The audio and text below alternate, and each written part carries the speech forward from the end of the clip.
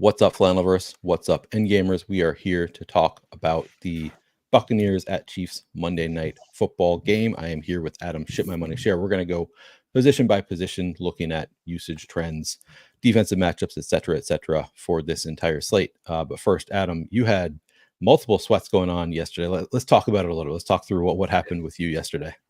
Yesterday was fun, kind of rough. I had a good lineup on FanDuel, had it in the FanDuel Millie, had it in the whatever the $3 called, 50K to first. It was really close throughout like the 1 o'clock games and then pulled away at the end of those games. Ended up going into the 4 o'clock games with like an 18-point lead and no teams that were like super threatening immediately. Like the biggest threat was like Tyler Lockett, 18.5 points or something. And so for most of the 4 o'clock games, it was going well. Like Barkley was starting to threaten, obviously, and the Lockett touchdown made things close there. But then, going into the final drive for Seattle in that game, there was a team with Rams defense that had basically caught me. And so I was going to get knocked out of first in the Millie, but keep it in the 50K to first. If the Rams got 2 sacks or a turnover on that drive, they get the immediate first sack.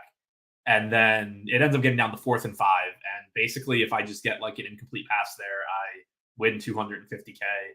If the Rams get a turnover or a sack, I still win like 130K.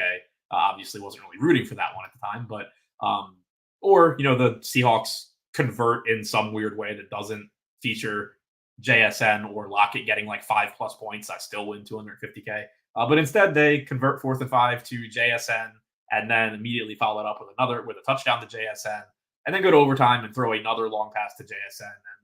And long story short, would have won if that pass was incomplete. I would have ended up winning the Millie the Millie tournament 200K at first by 1/10 of a point on the Vikings field goal at the end of that game. But because it wasn't incomplete, I ended up breaking even, and it was fucking miserable.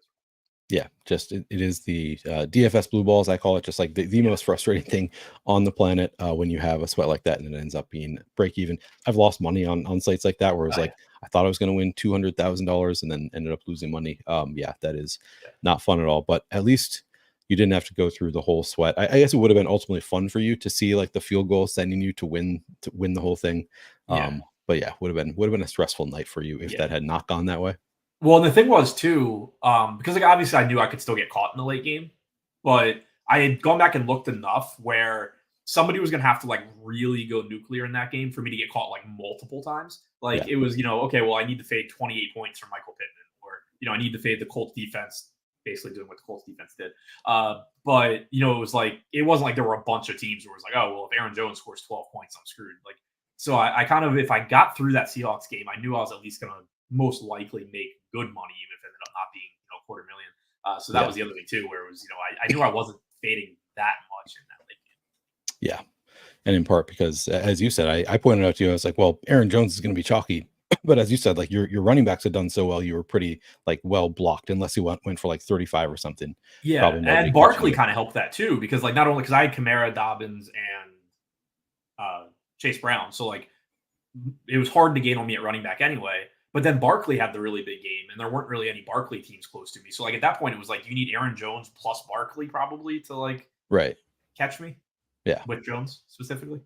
Yeah, well, Khalil Shakir, really, it's Khalil Shakir's fault. Just only got you like 8 fantasy points. He was the one weak spot in your lineup. Yeah, he held me back. Lamar was kind of weak, but like didn't matter, that much. And then it was almost like an extra kick in the dick too. Like I ended up finishing 16th in the DraftKings Millie. Yeah, and that was a JSN Barkley team. It was never like it was never live. Like I was never looking at it like, oh, I can win. But it was just kind of like W. It's like, oh, cool. I got 16th in the DraftKings Millie. I got 8th, I think, in the FanDuel Millie, and I made $0 today. Yeah, that is the worst. I mean, it's I guess better than losing money, but it's the most frustrating type of slate. All right. Well, sorry, didn't go for you yesterday.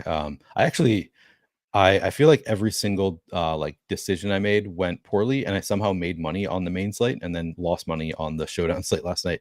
I was doing a show, at the end of the main slate, I'm doing my Sunday Night Football show. I look at it after, I was like, holy shit, I made $100 on the main slate somehow. I don't know how that happened. I was playing like Gardner Minshew and like the most shitty, all the most shitty plays, but somehow made a little bit of money. All right, let's break down this slate. We're going to start with quarterbacks. Patrick Mahomes and Baker Mayfield. Game in Kansas City. Mahomes obviously has the better projection than Mayfield. Mahomes, though, projected for 25% captain ownership. Baker Mayfield projected for just under 10% ownership in the captain spot. Adam, how much are you getting to of Mahomes and Mayfield in the captain spot? How much do you think you'd like to get to? Yeah, so I right now, kind of surprisingly, and maybe this changes. I was actually trying to get lineups built, the lineups that I would play if the slate had started right now, and I had a couple things go wrong, so I didn't get that done. But I would be interested to see how it turns out because I right now at least have Mahomes. I have both quarterbacks going under owned at captain, even though they are getting a lot of ownership. And so I'm actually curious to see how it ends up turning out as far as like that's a lot of raw ownership, even if I do think that it's not technically enough. You still run into like the dupe issue and, can I still be different playing these guys? So from an optimal standpoint, like I said, right now, I think that Mahomes is going over owned at flex, but under owned at captain. So I just like getting him more at captain. I think Mayfield's going a little bit under owned in both spots. So probably just playing him more than the field. But I am curious to see in practice, if I end up actually playing a lot of Mahomes captain, because 22% ownership is still 22% ownership when you factor in that, not only do 22% of the lineups have him at captain, but then you're also being funneled in a specific direction where, you need the Chiefs pass catchers with him. You have X amount of salary that you can spend. So I'm curious to see in practice, like if that raw ownership number ends up dialing down how much I actually play. But from a optimal efficiency standpoint, I think it's actually a little bit low, which does make sense given that we have a 10K price tag on him. And, that's something that you and I had talked about previously. Cody Main had pointed out on Twitter. We've seen the top end pricing for DraftKings Showdown really come down this year. And in this case specifically, 10K Patrick Mahomes on a showdown slate is just a crazy low price tag.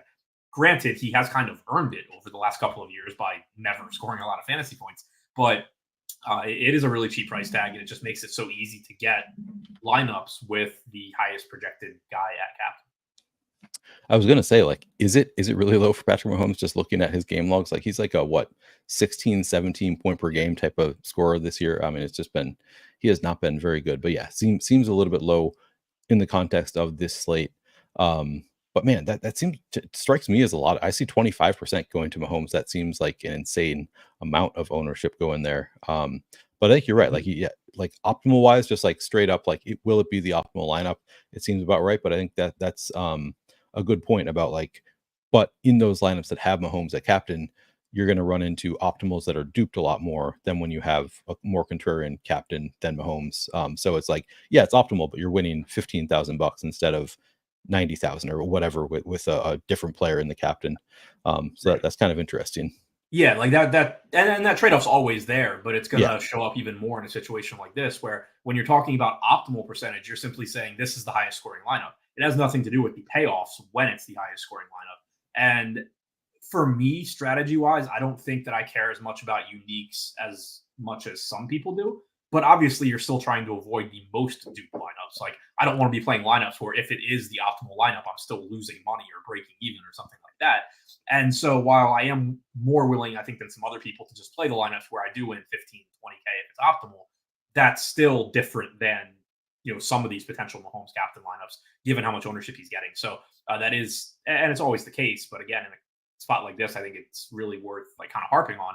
There is a big difference between this guy's going under owned from an optimal standpoint and this guy's a great guy to be jamming in from a potential profitability, expected ROI standpoint. What do you think is like the minimum amount to win that you would try to play for? So that's always like, I agree with you. Like, I'm not really shooting for uniques. I think most sharp people like are in agreement. Like, yeah, you're not trying to have an entirely unique lineup, but you're just shooting for, you prefer lower dupes. You're trying not to have those mega dupes. Like, I think there's like a general consensus. If you are 150 maxing every slate and you're playing lineups that are going to win $10,000 when they win, you're probably playing fish lineups. Like those are just, that's bad process because you're just over time. Even if you win $10,000 on one slate, you're going to lose long term. But like, do you have any sense of like, what is the minimum that you would like to shoot for with your lineups? And obviously it's not always going to work out the way you want them to, but like, is it like 30,000, 50,000? In my head, it feels like, I don't know, like a 15K floor or something. Like, I don't know. I mean, so normally I'm playing 50. Like, I usually don't play 150. So I'm playing 50. I'm putting in $750. If I'm what is that, 200x? Sorry, I wasn't listening. If I'm putting in so you're putting in $750, sure. Yeah, 20, yeah, 20x. Yeah. Yeah, like if I'm 20xing, I think I'm pretty happy with that as like a floor. I feel like that's where I would like my cutoff would be. But the other thing too, and from like a strategy standpoint, is knowing what you're good at. Like for me, the reason I say that I'm fine with that is I don't consider myself particularly good at all at predicting dupes to the point of like being really accurate and saying this lineup's going to have 3 dupes and being right. I think I'm good enough, and I think you have to be profitable in Showdown. Good enough at saying like this lineup's going to have a billion dupes, and I don't want to play it. Somebody I've said before, I think Shady right now is probably the best at playing Showdown type sports. He frequently has lineups that are just 2, 3, 4 dupes, but they're really, really good lineups. For me, I'm not good enough at predicting dupes to then still be playing really good lineups. If I say I'm aiming for unique lineups, most of the lineups I personally end up playing are going to be garbage lineups because I'm not good enough at predicting dupes to still find the really good lineup. So it's all skill set based too. Like if you actually knew how to identify dupes, then obviously you're trying to play the most unique lineups you can and the lowest dupe lineups you can. It all comes down to like what you're good at predicting. And I think most people, myself included, aren't that good at predicting dupes. You're better at predicting like range of outcomes for players and like the best player the lineup construction, that kind of stuff without factoring in too much. I think that's right. Yeah, I'm better at saying range of outcomes, that kind of stuff, and then saying like, and these lineups are really bad lineups to play. Like, get rid of these. Yeah, I think me too. I think I like predicting dupes. It's just so tough. Like you see, I've seen lineups win like where they win over $100,000. I'm like, holy shit! Like they used the full salary cap. Every player in the lineup was chalky, and it's like, was that a fluke or am I missing something about that particular lineup? I think a lot of it is combinatorial ownership, which is really, really difficult to model and project and all of that. Like, again, just, using Shady because he's somebody that typically stands out in this. I have gone through and looked at his lineups because a lot of times, he'll have these lineups that are like 49.8K and every player in them is a viable player and they have like 2 dupes. And it's like, how are you doing this? And it's a lot of, he'll have Malik Neighbors at captain with no Daniel Jones. And that by doing that, you're immediately just throwing out most Malik Neighbors captain lineup. So I think a lot of it is taking the time and having a good process for modeling out combinatorial ownership, which isn't something that is publicly available and it takes a lot of work to do. Like I think like that's the route that I would go if you have that skill set to do it. And I think that's what you need to do.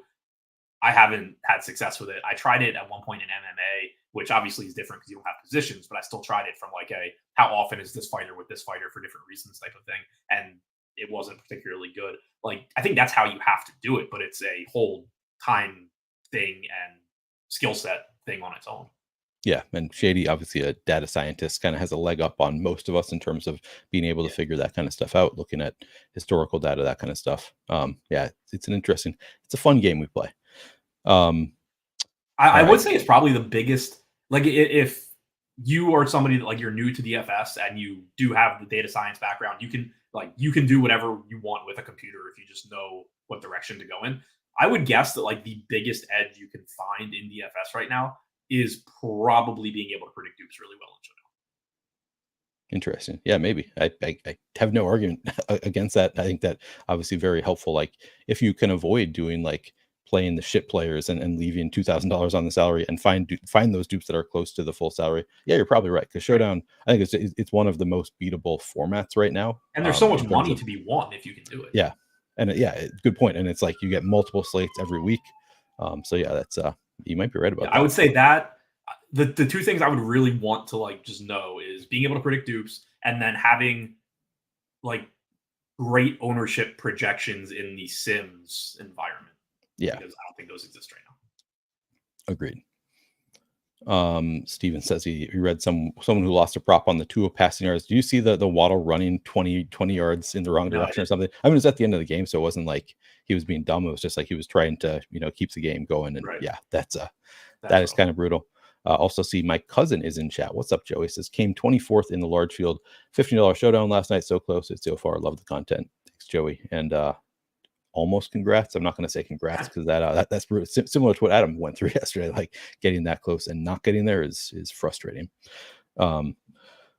Baker Mayfield, 9.5% projected ownership in the captain spot. Is that also seem fine to you, or what is the optimal rate that you're seeing? Yeah, I think it's fine. I think it's a little bit low. I have Mayfield optimal at captain 11% of the time. I have him optimal at flex 47%. have 45% projected ownership at flex, 8 at captain. So I think he's a little underowned in both spots, whereas Mahomes I think is overowned at flex and then like really underowned at captain. So a little bit different, but still I think just getting to the quarterbacks here, at least from again an optimal percentage standpoint, not necessarily from a lineup EV standpoint, makes sense. Yep. As you can see here, schedule adjusted, second best possible matchup for Patrick Mahomes in terms of schedule adjusted fantasy points allowed to quarterbacks, 18th most for the Chiefs. So it's a slightly below average matchup for Baker Mayfield. The Chiefs have allowed the 18th most schedule adjusted fantasy points per game to quarterbacks, which is honestly, I thought the Chiefs were better against quarterbacks than that. So slightly below average matchup. Not the worst thing for Baker Mayfield, but obviously a great matchup for Patrick Mahomes. And as far as correlations go, this is a tough one for me. So Baker Mayfield has run a little bit. He's got 2 rushing touchdowns, over 20 rushing yards per game so far this year. I feel like I'm probably always stacking Baker Mayfield. Also, his pass catchers are kind of cheap. So like if he has a big game, it's pretty likely that one of his pass catchers pays off his price tag. And I think I prefer to double stack him in the captain spot. But he runs enough that it's like not quite the like you absolutely need to. What are you seeing with Baker Mayfield in the captain spot? Are you getting to a lot of Bucs? Yeah. So with him at captain in the lineups where he is the optimal captain, Rachaad White's actually showing up as the most utilized flex player at like 51%. Cade Otton's right behind him at 50. Mahomes at 46. Then a couple more Bucs with McMillan at 44.5. Trey Palmer at 37. So pretty much what you would expect to see, I think. Then it's Travis Kelce, Kareem Hunt, DeAndre Hopkins. You start getting into the Chiefs guys for raw projection over some of the other Bucs guys. But I would expect to be stacking Mayfield probably with 2 guys. But I do think it's important to keep in mind that like Rachaad White is absolutely one of those guys that you can pair him with. The running backs in general are guys that you can pair him with. But the running backs, specifically Rachaad White, do have a big enough role in the passing game where I would absolutely count him. Yeah, definitely qualifies as a pass catcher. Not EOM brought up the weather for this game, so I'm bringing up my weather guy, Kevin Roth, and what he says about the game weather-wise. Scattered downpours around Kansas City from the late afternoon through the evening means a good chance of in-game rain for Monday Night Football. Worth noting that this is a very different from our setup in Green Bay yesterday, which was a steady rain all game long. In KC, we'll at times see a true deluge, potentially even a lightning delay, but could also see periods of dry weather during the game. It looks likely to be pouring early game with off and on downpours possible throughout the remainder of the game. I consider it a bump down to passing offenses with a game that might be more run-centric than what we would otherwise see in a clear weather game. Okay, interesting. That was one of my misses this week is I was really excited about Sam Laporta and then realized late that it was really bad weather there in Green Bay. That game just overall, like there wasn't much passing in the game. Jaden Reed had a good game, but like for the most part, it was just too windy, not a ton of passing. So good note on the weather. That is something I probably don't look at weather enough. I don't know. It's it's my process in baseball. I always look at weather, but for football, I always forget to check the weather. Yeah, I usually don't either. Normally I just don't think it matters that much. Wind is the thing that I think has the biggest impact. People get scared off by rain a lot, and a lot of times it just doesn't matter. Kind of the same with snow, I think, because the other thing that you run into is it's just so nuanced that I think it's really hard to account for. Is be like, oh, the weather is shitty, it's gonna be hard to get footing, but the offensive players know where they're going, so it's actually a leg up for them in that regard. So yeah, like wind is the thing that I think can make it really difficult to pass. But even also too, like just thinking about if there's bad weather today, the offenses could skew run heavy for sure, or you could just get a shorter passing game, in which case Rachaad White and Cade Otton, exactly, and Travis Kelce are looking even better. Yeah, that's always been my approach. It's like, okay, bump to the guys who just like catch it short, like the low ADOT receivers will probably look better. What about and like even that? What if somebody just slips and falls down covering Xavier Worthy on a go route? Right. Patrick Mahomes at captain. So similar to Baker Mayfield, kind of complicated how I want to stack him. Mahomes kind of similar in that I think I'm probably wanting to stack him, but he's rushed for like 20 yards per game so far this year. He also spreads the ball around so much, and he has 3 receivers over 7,000 that I'm like, I don't know that I necessarily need multiple stacking partners when I have Mahomes at captain. I still think in general I probably will. I might set a rule to require multiple, but I don't feel as strongly about it as I do on like Joe Flacco yesterday. I was just like, well, he doesn't run at all. He's going to be spreading the ball around. So if you have him a captain, you want multiple. I don't know Mahomes. It's a little bit trickier because he spreads the ball around so much, and like some random player will come in at the goal line and suddenly that player scores a touchdown and Mahomes gets those. I don't know. It's just it's a little bit trickier. So what are you seeing with Mahomes? How much stacking are you requiring? Yeah, generally still gonna, obviously want to stack him because he doesn't run a ton, but he does give you some rushing upside, like you said. Looking at who is showing up with him most often when he is captain, Travis Kelce separates more than anybody did with Bayfield. I mentioned White and Otten leading the way there at around 50%. Kelce is in 61 to 62% of the lineups where Mahomes is the optimal captain. And then you get a bigger drop off where Baker Mayfield and Kareem Hunt are second at like 42 to 43%. DeAndre Hopkins and Xavier Worthy between 30 and 40%. And then it spreads out even more with everybody else below 30%, starting with Rashad White, Noah Gray at 28%. So more spread out amongst most guys, and then Travis Kelce kind of separating, which does make sense, just given that we've seen the increased workload without Rice, and clearly the number one pass catcher here for Mahomes. Yep. All right, let's move on and talk about running backs. Before we get into it, I do want to remind you all to please subscribe to our YouTube channels, both the Flannelverse and Endgame Syndicate. We are new this year. We're trying to grow with brand new channels. We would appreciate any support you can give us if you subscribe. You can hit that notification button if you want to get alerts when we go live on our channels. Of course, liking, commenting, all of that is very helpful. But if you want to support us, those are some ways to do so, and we very much appreciate it. Also, links in the description of this video for whatever you want. I know Adam and I have different links in our videos, but if you want links to fantasy points, actually the link is in there. You can use promo code Flannelverse for 50% off any product at Fantasy Points. Also have the link for excuse me, Roto Grinders. If you want a discount there, that link is in the description on Flannelverse YouTube. And then Adam, you of course have your Dub Club subscription in the link in the video. Have you what do you have going on right now? Anything right now for the Dub Club subscribers? Yeah, so for NFL, still doing that throughout the rest of the year. Posting the data that I use for Showdown, for DraftKings Showdown, and for DraftKings and FanDuel main slates, projections, ownership, optimal percentages, stacking grids that I've been mentioning on the show, all of that. I do a game-by-game notes article Sunday morning for Dub Club subscribers too, just highlighting the stuff that's showing up for me. Anything interesting data-wise that I notice, and then also just what plays from each game are looking good, and I think why. So that stuff is all in there. Also access to my Discord. All of that stuff also included for Endgame subs if you sub over there. And then obviously if you sub over there, you get access to all of the training videos we have up, access to the Discord over there with Utica, Brick75, Nerdy Tenor, myself, other really good players that are just in Discord talking. So check out either of those, whichever makes more sense for you. Yeah, good note that the Dub Club is included within Endgame. So if you want to sign up for Endgame, you also get access to Adam's Dub Club. So very cool deal there.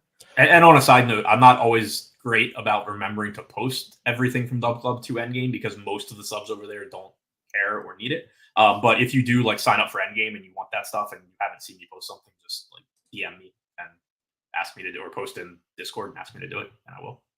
Yeah. All right.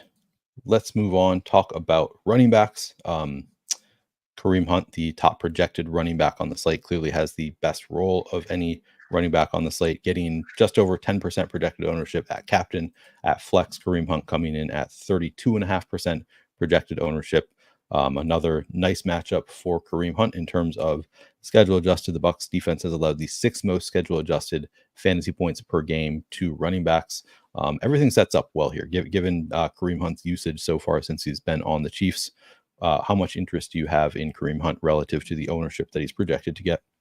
I think he's going a little bit over-owned. I still think he looks good. I mean, 39 to 40% chance of being optimal at flex, 10% at captain. So that's a little bit lower than the field's projected to be rostering him, but still clearly one of the more likely guys to succeed. He is relatively expensive, second most expensive guy on the slate behind Patrick Mahomes. He is getting a lot of ownership. So I think he looks fine, but I do think he's going a little bit over-owned. One thing I would point out too in the fantasy production that Tampa Bay has given up to running backs this year too is that it is skewed really heavily towards running backs in the passing game, they've actually been above average at limiting production on the ground, and then very, very far below average at limiting production in the passing game. Kareem Hunt, he'll catch some passes here and there, but he's not like a true receiving back. Sub 10% target share on most slates, running like 30 to 35%, routes on 30 to 35% of dropback. So that is something that kind of stands out when you look at that, is that overall it has been a very good matchup for running backs, but it's mostly been them doing damage as receivers more so than running. It's good. That's a good note. And I wonder if I always, forget to look up sometimes defensive players being out. So Vita Vea, I think, would have a big impact there. I'm curious if he is in for this game. He's been kind of injured off and on all year. Looks like I think he's scheduled to play, which would make it a tougher matchup for somebody like Kareem Hunt if he is playing. It looks like both Vita Vea and Kalijah Cansey are available for the Bucs tonight. So it is maybe not as good of a matchup as it appears on paper. That's definitely a good matchup. Good note regarding the schedule adjusted stuff. Yeah, it looks like they're awesome. The great spot for receiving backs against the Bucs, but in terms of the rush, like you say, just it's actually a bottom 4 matchup for straight up runners against this defense. Definitely a good note there. Any interest in Carson Steele or Samaje Perine? Steele showing up optimal like 6% of the time. Perine showing up like 6% of the time. Fields projected ownerships in the same ballpark. So I think that there's nothing super interesting about either one. They're cheap enough that they're okay plays if you're playing a bunch of lineups. Perine did run routes on 36% of dropbacks last week. That was a little bit ahead of Hunt. Obviously, he is a capable pass catcher, but still just hasn't been that involved. Highest target share all season long is 10%.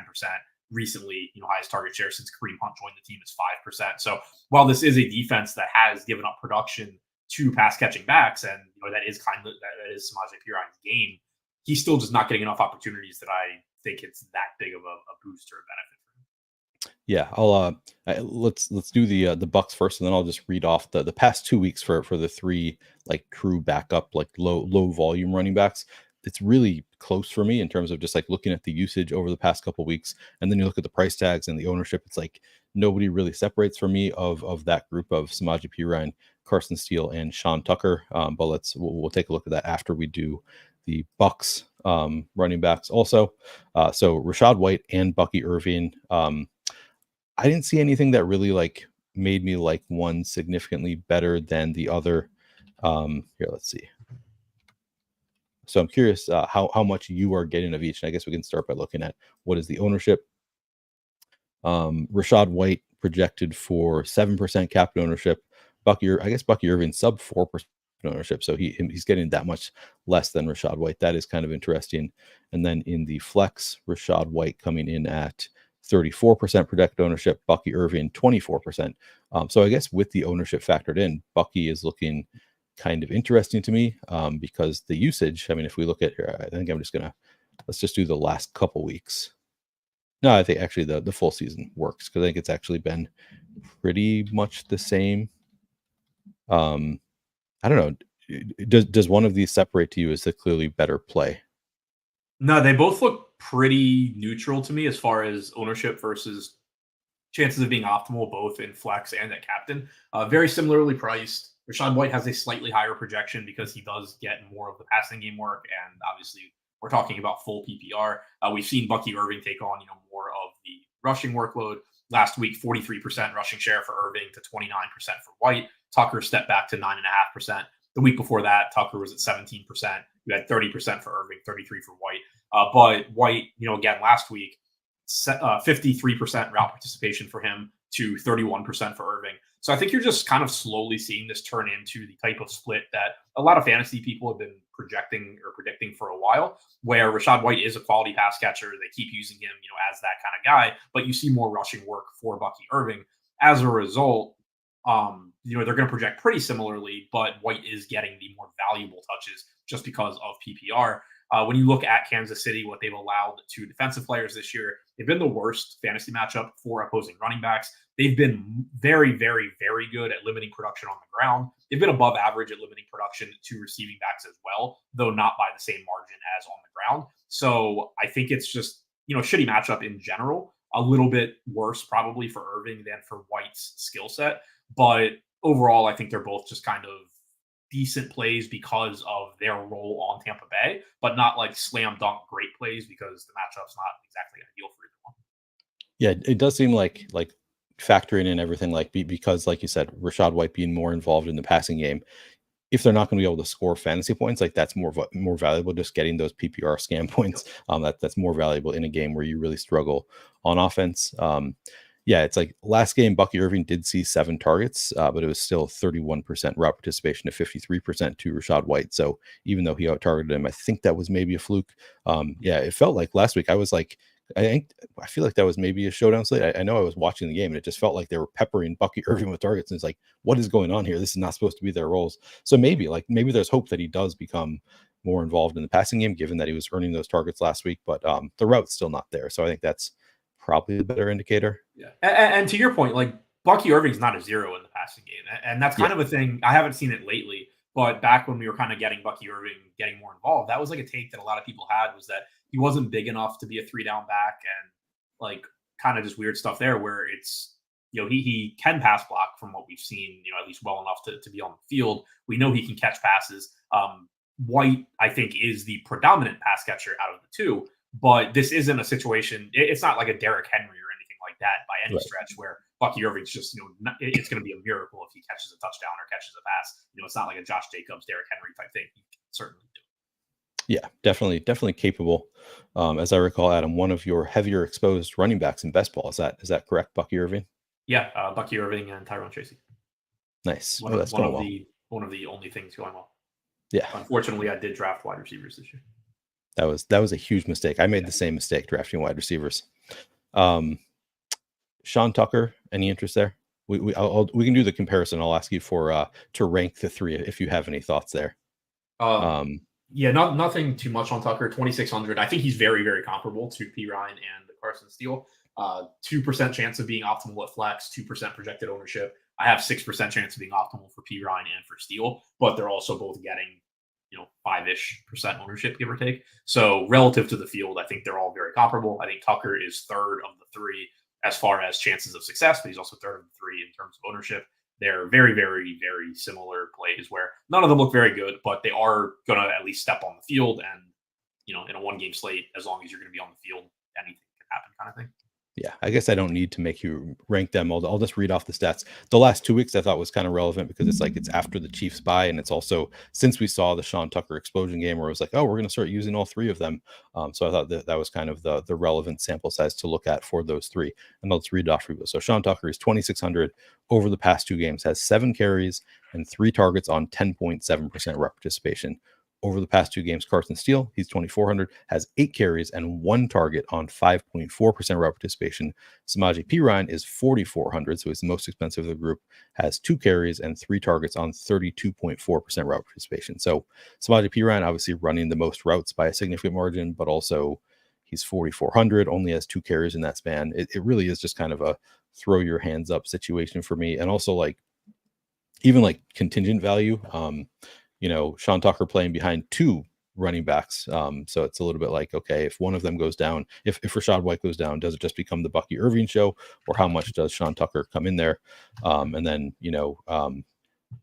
Carson Steele and Samaje Perine fighting for the scraps behind Kareem Hunt. So I don't know who would have the most contingent value if something happened to Kareem Hunt. It's kind of a mess, but I think all look like fine plays at ownership.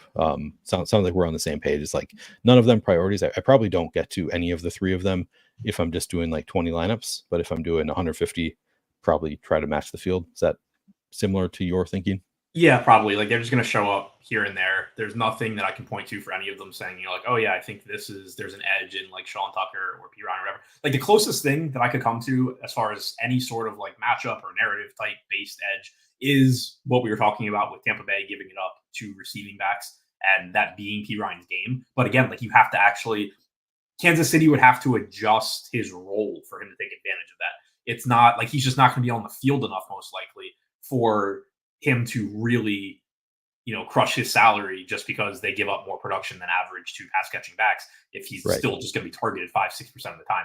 Kansas City would actually have to be going into this game saying, we don't think we're going to be able to run on them with Kareem Hunt, so we're going to put Pirine on the field more and we're going to throw him the ball more. If they do that, then yeah, he looks really good because they give it up. But even if they didn't, even if it wasn't a good matchup in that regard, he would look good just because he's getting completely different workload than he normally does, which, I'm obviously not projecting, but it's not crazy to think maybe that happens.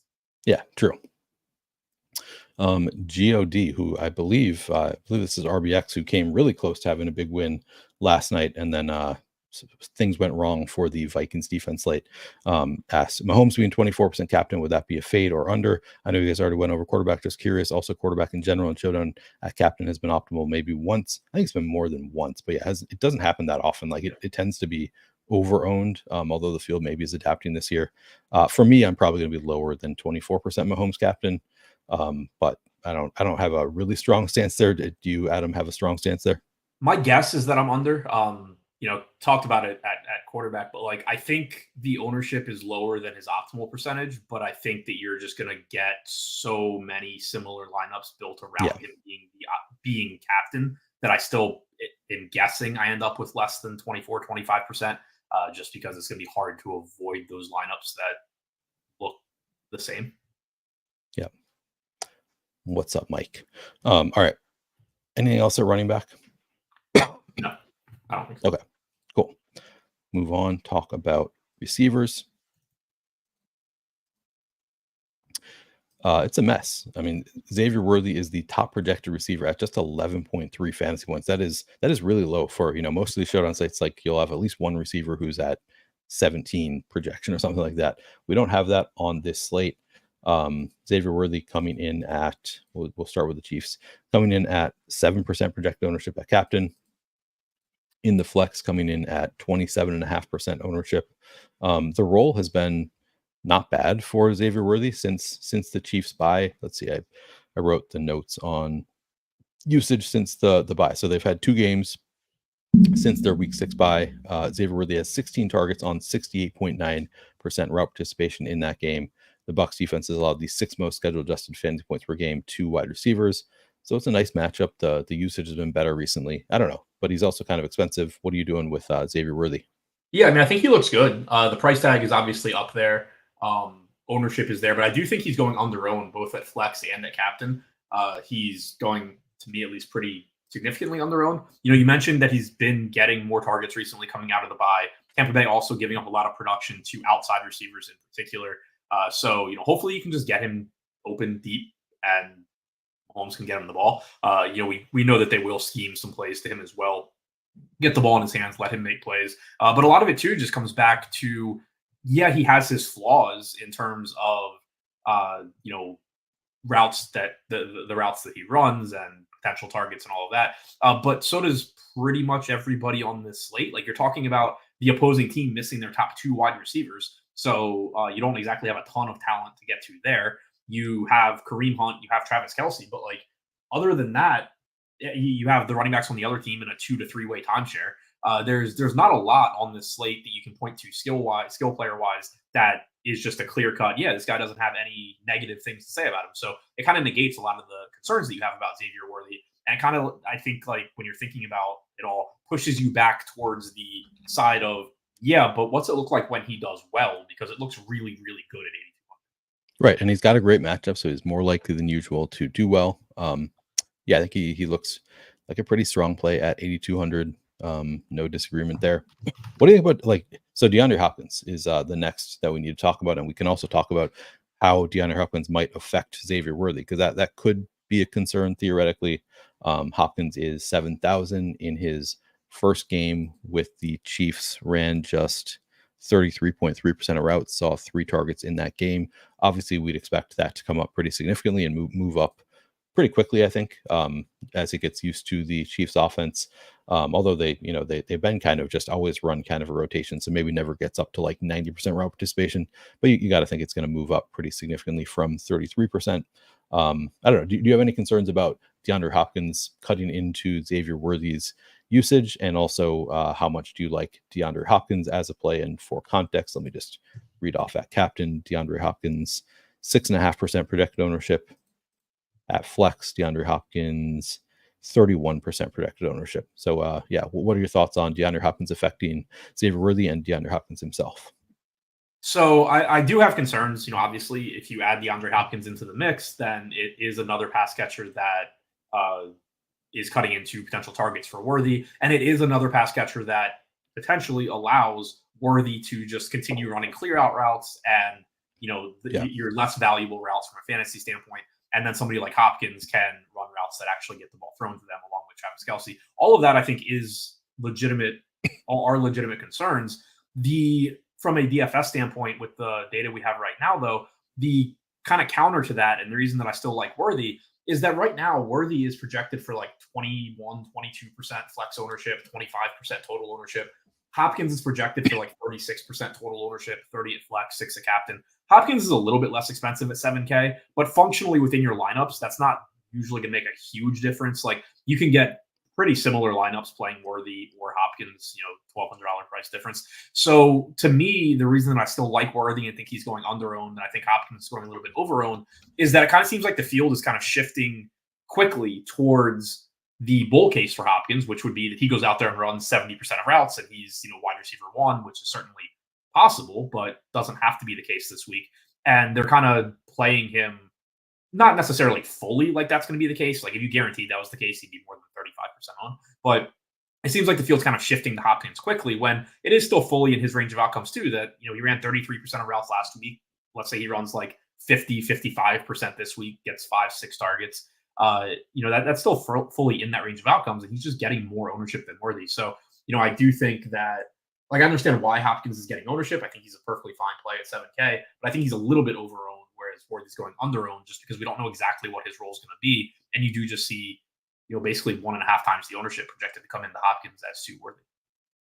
Yeah, it's interesting because so I had like I'm landing on the other side of it where I like Hopkins better than Worthy. Excuse me.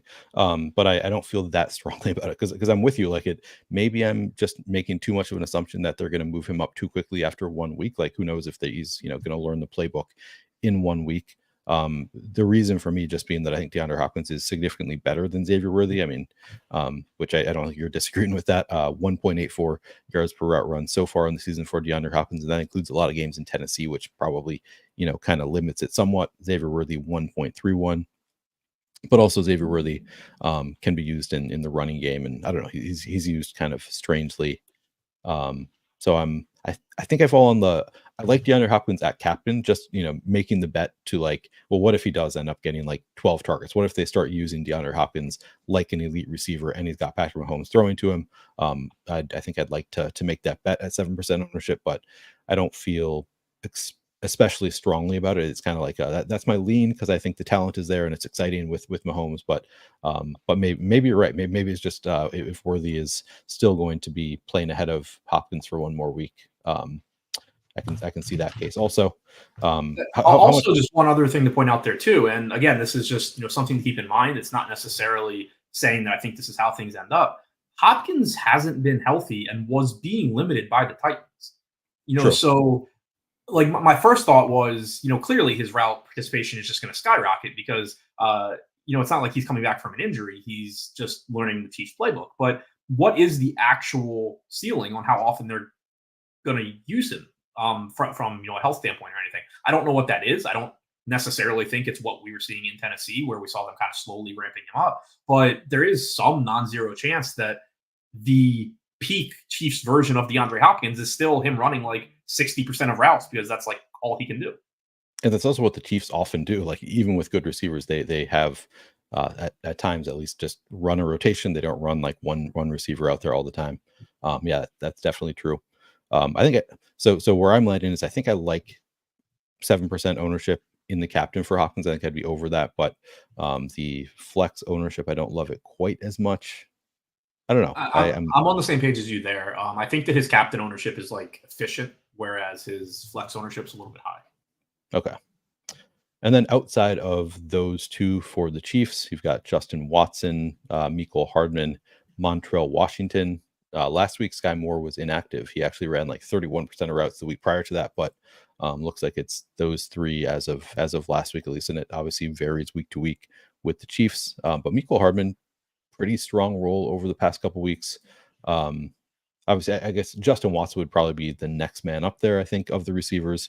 What is your level of interest in Justin Watson? Or just give me a breakdown of how much you like the rest of the Chiefs receivers.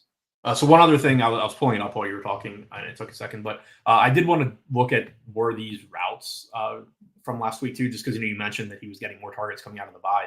Overall this season, 23-ish% of his routes have been horizontally breaking, which are typically going to be your most productive fantasy routes, and like 44, 45 were vertically breaking, which are typically going to be your least productive fantasy routes.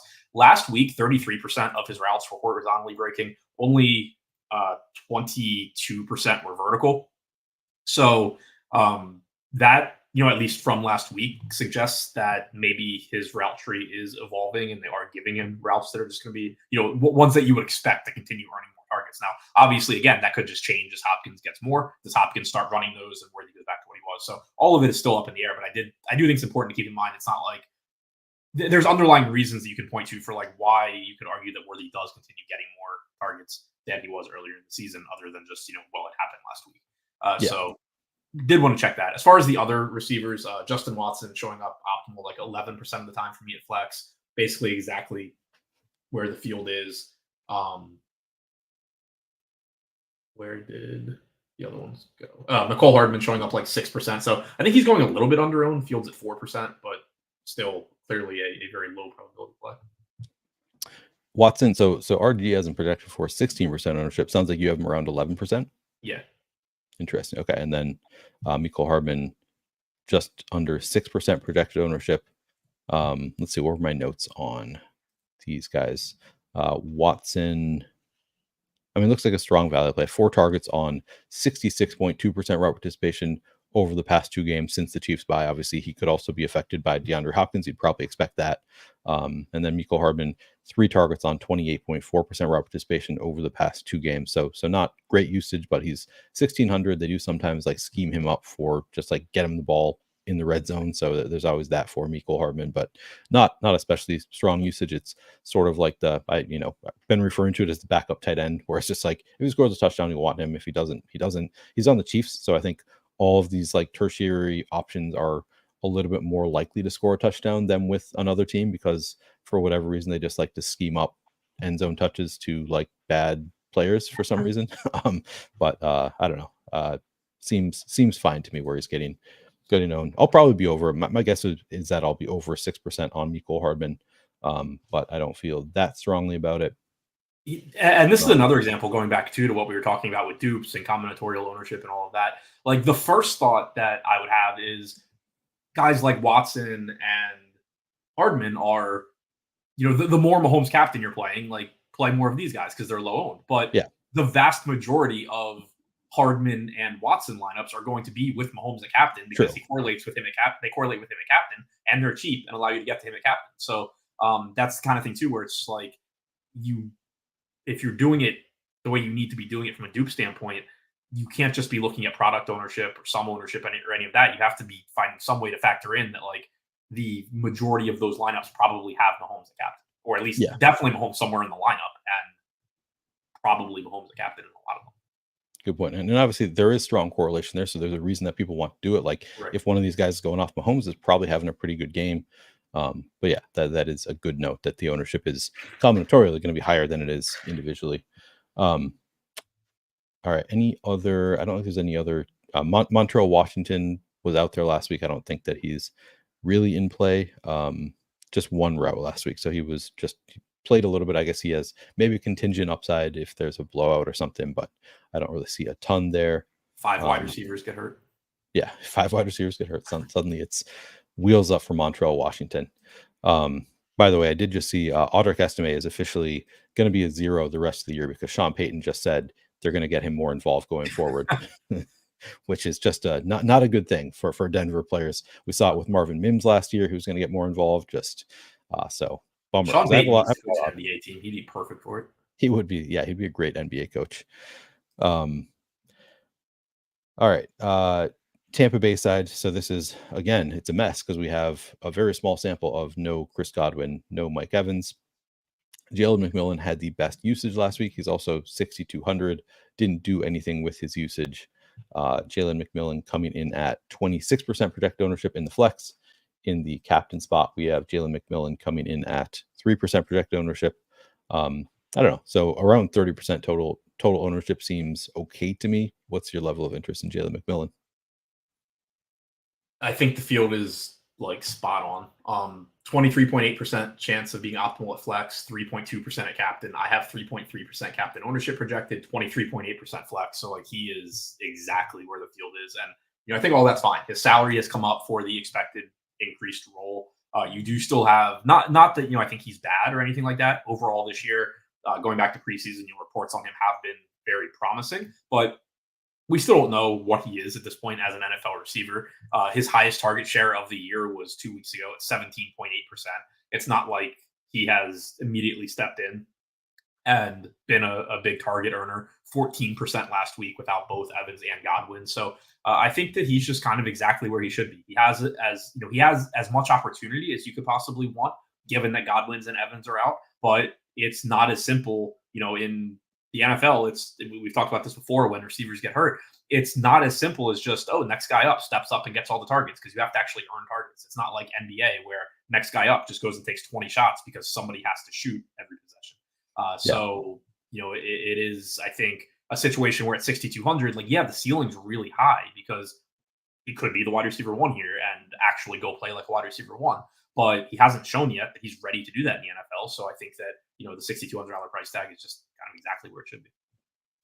Also a bottom three matchup against the Chiefs that's wide receivers overall. I guess I haven't looked at out wide. Looks like it's even worse. Maybe. Yeah. Slot's been productive. Slot has been productive. Who runs the slot routes? That is, I have not looked at this. That's actually interesting to look at too, because it should, they could do it. It had in the past been Shepard, but I actually want to see what they did last week. Yeah, I'm going to pull up just the past 2 McMillan weeks. Could. Yeah, because it was Godwin right. previously. Right. So like McMillan had been an outside guy, but that is because Godwin is the slot guy and they wanted him to be the slot guy. So last week we had not Chris Godwin. So last week Sterling Shepard ran 19 routes from the slot. Trey Palmer ran 14. McMillan ran 12. So in terms of team slot percentage, Shepard led the way at 26.8%. Palmer was at 20%. McMillan was at 17%. How much did Ryan Miller play last week?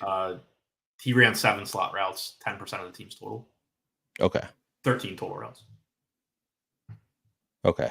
So yeah, he ran 53.8% of his routes were from the slot. Yeah. He just didn't run that many routes. So this is I just pulled up for just last week in terms of, so this is not total slot participation. It's for that player's usage. But Sterling Shepard 54.3. Wait, do we have just a raw slot route number? Yeah, somebody asked about K-Dot. He ran the same amount of routes from the slot as Jalen did. Yeah. Interesting. So nice matchup for Sterling Shepard, I guess, is my takeaway. So it's kind of like the answer to the question for just who's going to run slot routes is all of them, which is kind of nice in that, even the guys that are going to run the most of the routes on the outside are still likely to be in the slot enough that they see some production there. The answer to the question, if we are assuming that slot routes are the most valuable here, which they probably are, who's getting the highest percentage of their routes from the slot? The answer is Shepard or Miller. So yeah, there's no clear cut. This is a great matchup for this one guy because he's going to run all of his routes from the slot. If Chris Godwin were active, this would be a pretty appealing spot for Chris Godwin. You don't have that here, but I do think Shepard and Otten. Well, I'm not really counting Otten entirely, but for the wide receivers, Shepard and Miller are probably the most interesting guys as far as the relative bump to their projection. Agreed. And Miller, I mean, I guess he's kind of bottom tier of the Tampa receivers, but is at least somebody in play on this slate. So yeah, I think that makes me kind of interested in Sterling Shepard. Just looking at that, trying to find reasons to like one of these guys when they're all looking kind of gross against an overall good defense in Kansas City. Maybe that is an exploitable spot here in the Yeah. slot. It's where are they? Top 4 matchup for Tampa Bay slot receivers. So yeah, Another kind of thing I like interesting. too, when I look at that, like whenever when I see that a defense is giving up production to the slot, I do always like when they give up production to tight end also. It Yeah, makes me think that it's probably a little bit less fluky because it can be kind of difficult to explain. I mean, like you can still do it, and there's some cases where it's real. But if I see like they're really good at defending the tight end and they're giving up production to the slot, I'm inclined to think that it might just be like a game or two where it went really poorly. Because in like theoretically, if you're leaving the middle of the field open, you should be leaving the middle of the field open. right. But here you have had Kansas City struggle against tight ends as well. So to the Otten point, like he looks good anyway, and yeah, he does run routes from the slot. But I was trying to kind of keep him separate from the receivers. But I do like that you see that here, where it is more likely to just be a schematic thing where they're willing to kind of just open up the middle of the field. Yep, looks good for both. The one downside here is if you look at last 5. So it was, the Chiefs were terrible against tight ends over the start of the year, but last 5 they have not been as Yeah, bad. They've been because you're a little taking bit out the better. Isaiah Likely game. Yeah, the Isaiah Likely and Mike Gesicki early on, like they just had some really big games to tight ends. I kind of think the Chiefs defense is just good, and they just kind of like decide what they want to allow the other team to do, which maybe they do just force throws over the center of the field for not huge gains. Might just be the approach that they take. Right. Has it Well, been and the I was same? going to say, like if you wanted to make some sort of like wide receiver case for Tampa Bay, it would be what if the Chiefs come into this game and they're like, okay, Cade Otton is like the actual only established pass catcher on this offense. Right. So we're not going to let Cade Otton beat us, and we're willing to just have one-on-one coverage on the outside with Jalen McMillan and Trey Palmer. And if they beat us, they beat us. If we have to adjust at halftime, we'll adjust at halftime. Like that's not a crazy thing to think that maybe they do. It isn't. I don't think Kate Otten is good enough to get that kind of Neither do I. treatment, but yeah, but it's like theoretically they Right. could decide to do that. If Cade Looks like Otton were like Trey McBride, I would actually yeah. Oh be yeah, for really sure. interested in that theory. Me Here, too. I think it's more likely that they probably just say like, yeah, I don't think these guys are going to really move the ball on us. Period, because Yeah. Good to see over the past 5. Still a great matchup for slot receivers against Kansas City. So yeah, looks good for Sterling Shepard. I guess that is my takeaway is that Sterling Shepard maybe gets a little bit of a bump there. Sterling Shepard coming in. Let's see. I think he's not getting a ton of ownership, as I'm recalling. Sterling Shepard in the flex coming in at 10% projected ownership. That's kind of standing out to me as a spot that maybe like I want to IKB it, which is a for funny who? thing to say about Sterling Shepard Yeah, for Sterling Shepard. yeah, I think he's going on their own, and that's without me adjusting anything for that.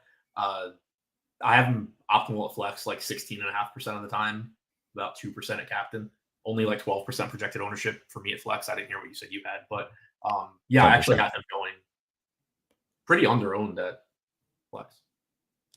All right, good. We found something that we really like. It's been a lot of on this show. I feel like it's been a lot of like this seems fine. Like it Yeah, has been kind of my takeaways, which I hate to do that. Like I like to have an actual take, and I think we've manufactured one here with Sterling Shepard.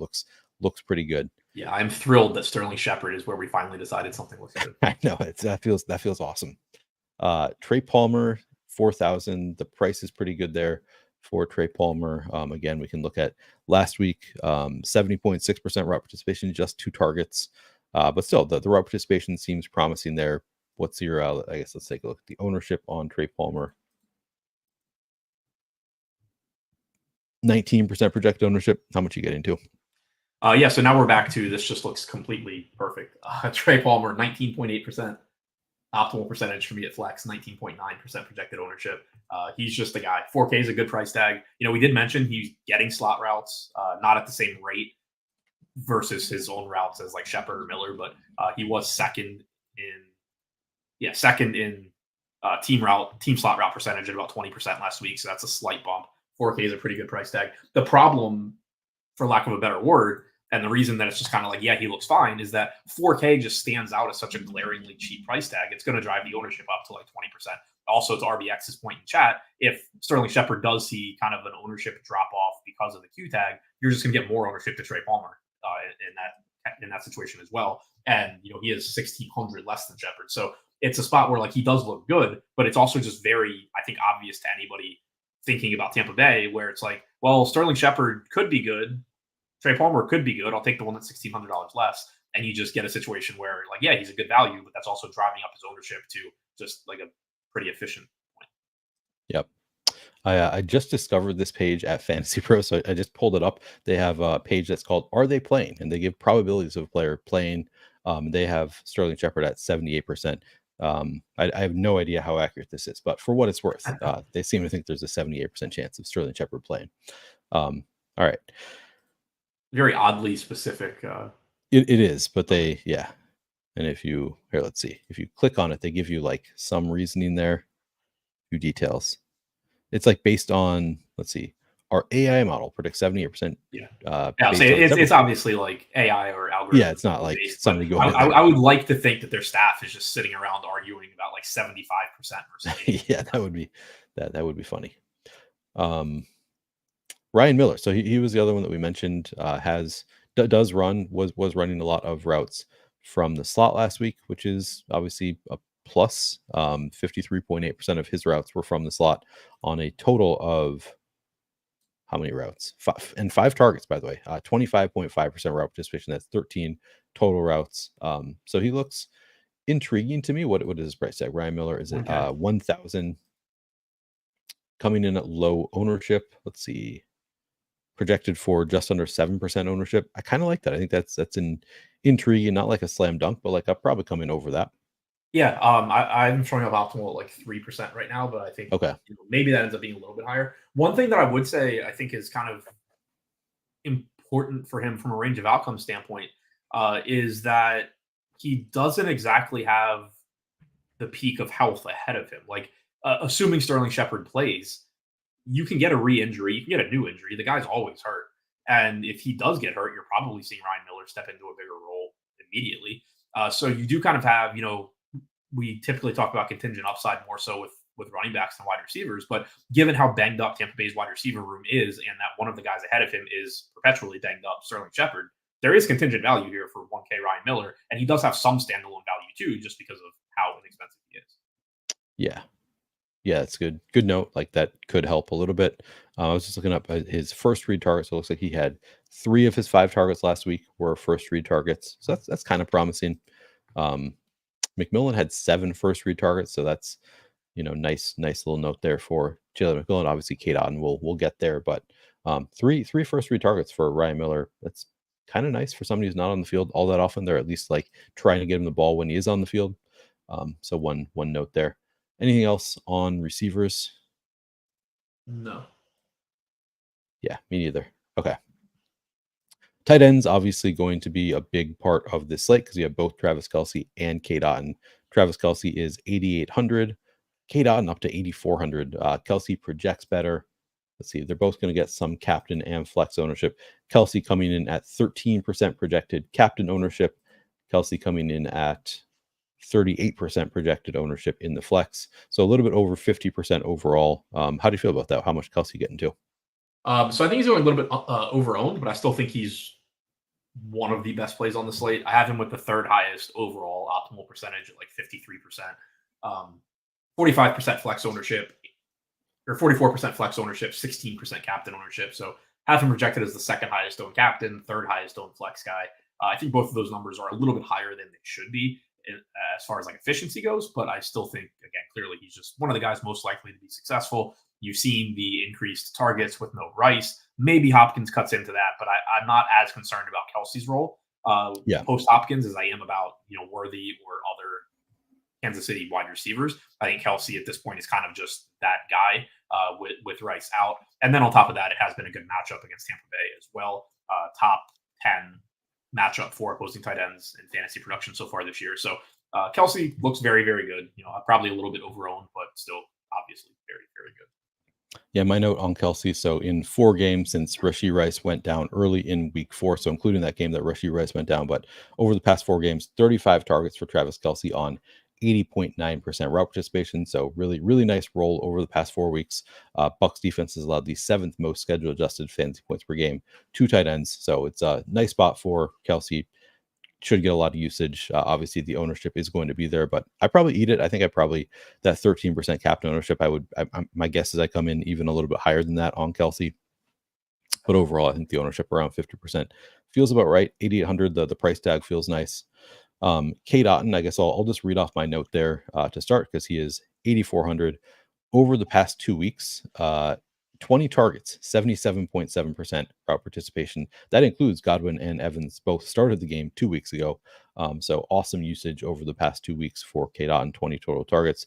Chiefs defense has allowed the 6th most schedule adjusted fantasy points per game to tight ends overall in the season, but over the past 5 weeks, they've allowed the 9th fewest. So it's kind of unclear how good of a matchup it is. Again, I think it's just the Chiefs defense is unique in that they just decide what they want to allow the opposing offense to do, and sort of don't really know how much they believe in Kate Otten being, the best pass catcher for the Bucs if they want to focus on stopping him.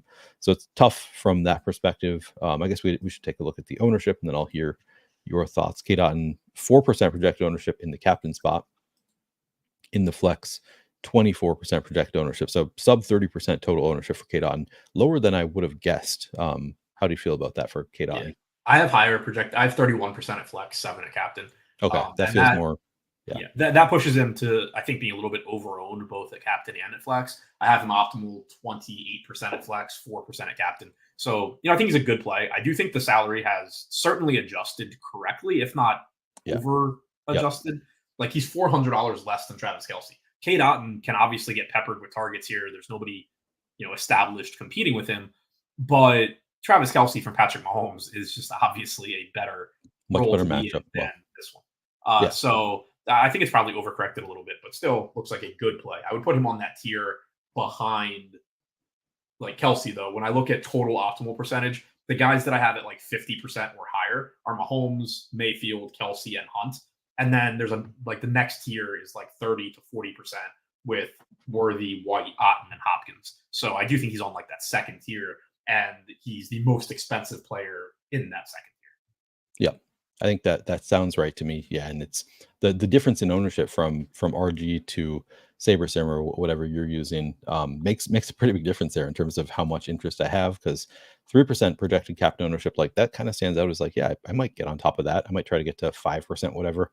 And 24% flex ownership seems good for Otten, but also if he does get, and I suspect your numbers those seem more realistic to me, the 31% projected ownership in the flex, and it becomes less appealing for sure. Noah Gray, I think, is the only other tight end we really need to talk about here. 2,800 projected for 6.5 fantasy points. Let's see, I did a little note on Noah Gray. 7 targets on 45.9% route participation in 2 games since the Chiefs' Week 6 bye. Obviously, could be affected by DeAndre Hopkins, and there's a lot of volatility in the rotation there for the Chiefs. But that's kind of strong usage for a backup tight end. 7 targets, 45.9% route participation over 2 games. So he looks pretty interesting to me. I think also not getting a crazy high amount of ownership. Let's see, projected for 15% flex ownership. That seems okay to me. I think I kind of like Noah Gray. What's your level of interest? Yeah, I have him going under owned too.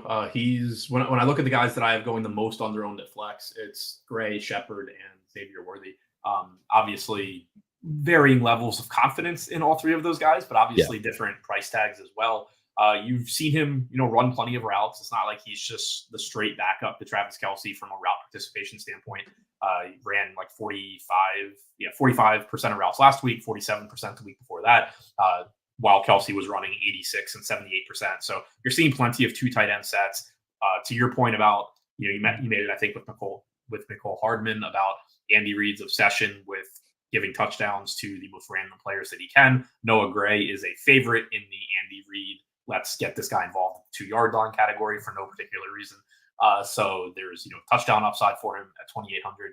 Just clearly has a big enough role here. I mean, he's somebody that in the past in Showdown, you would play at like cheaper price tags just in the, well, what if Kelce gets hurt or benched or whatever role. But now he actually has carved out his own role here. He is somebody running routes on 40 to 50% of Patrick Mahomes dropbacks, which is obviously a valuable spot to be in. We've talked about Tampa Bay being a good matchup here for tight ends.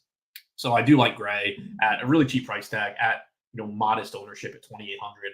I don't think there's anybody cheaper than him that I prefer. Like, he looks better to me than Sean Tucker by a pretty big margin. He looks better to me from an optimal standpoint than Justin Watson, who's $400 more. I think like he's my favorite play in this price range. He looks better to me than Carson Steele. Like the other guys in this price range that you're going to play outside of Watson, who's a little bit more expensive, are mostly running backs. Second, third string running backs.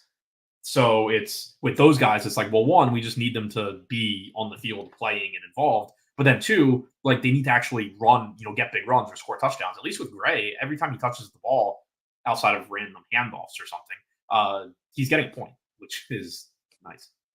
Yeah, no, for sure. The PPR touches help quite a bit. Yeah, I think I'm with you. I think he's probably the best cheap play. Ryan Miller, probably the other one that I would consider in that range, like the cheap guys that look pretty good, who could rack up PPR points a little bit.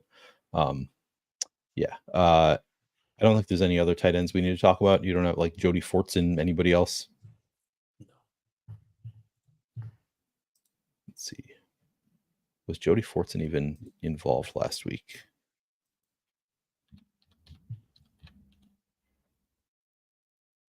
People are bringing him up. Okay, so he's, I guess, in play in that backup tight end, the classic.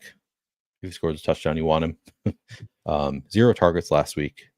Was that his first week? Somebody brought him up on a show that I was on, and he was not getting a projection, so I hadn't given him much thought. He ran 9% in week 7. He ran 9% in week 5.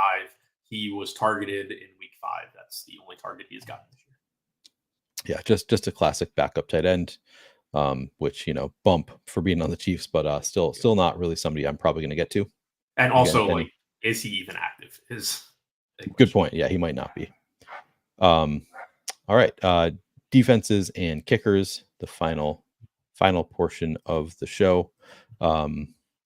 Baker Mayfield has thrown 9 interceptions in 8 games so far this year. So to me, Chiefs defense is pretty appealing. That was one spot that I think I'm probably going to attack. But they are getting 18-19% ownership. I think I come in overweight to that number for sure. Bucs defense coming in at 12% ownership at 3,600. So they're cheap enough. That's sort of appealing. They're also playing Patrick Mahomes though. Harrison Butker, 16% projected ownership. Who's the other? McLaughlin, 15% projected ownership.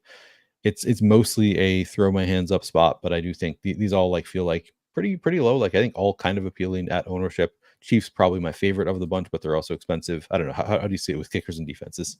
Yeah, I agree with you as far as the throw my hands up spot. I have the ownership projection on the Chiefs a little bit higher than you at like 23%, which I think is about efficient. Like they're showing up they're showing up as optimal in the flex 22%. So if they were 18%, I would think they were under-owned, but I just think it comes in a little bit higher. And Butker and McLaughlin both I think are being correctly owned as well. 23% to Butker, 15 to 16% to McLaughlin. I think those are all fine.